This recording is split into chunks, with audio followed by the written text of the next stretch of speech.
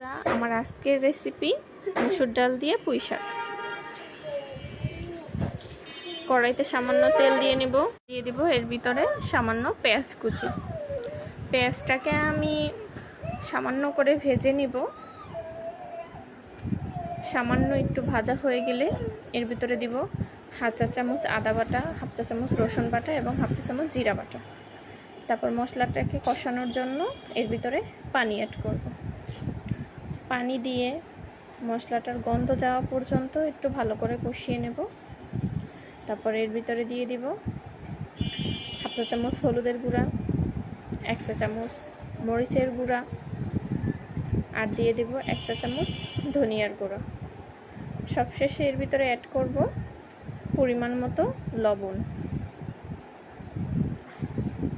সব মশলাগুলো দেয়া হয়ে গেলে মশলা সহ ভালো করে কষিয়ে নেব, যেন হলুদ মরিচ এবং আদা রসুনের গন্ধটা চলে যায়।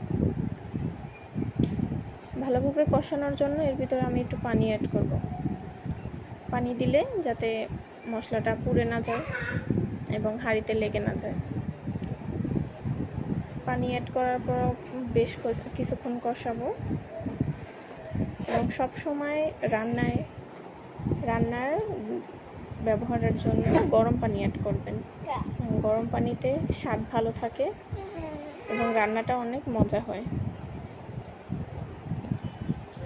এরপর মশলাটা কষানো হয়ে গেছে, এরপর আমি এর ভিতরে পুঁই শাক দিব। পুঁই শাকগুলো দিয়ে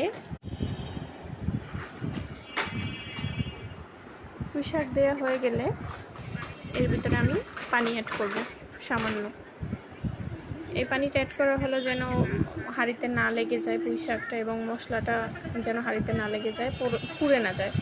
তারপর আগে থেকে ধুয়ে রাখা ডাল, মসুর ডাল এর ভিতরে দিয়ে দেব। মসুর ডাল এবং পুঁই শাকটা বেশ খানিকক্ষণ আমি নেড়ে চেড়ে কষিয়ে নেব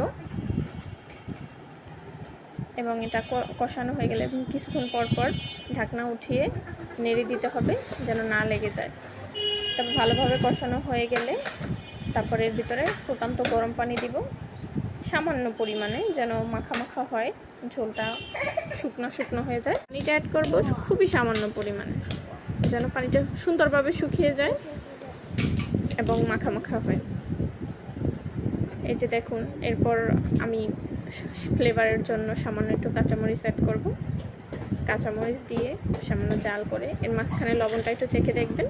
তারপরে এই যে পরিবেশন করা হলো আমাদের মজাদার মসুর ডাল দিয়ে পুঁই শাক। আপনারাও বাসায় ট্রাই করতে পারেন এবং আমার ভিডিও ভালো লাগলে লাইক কমেন্ট করে যাবেন এবং শেয়ার করবেন।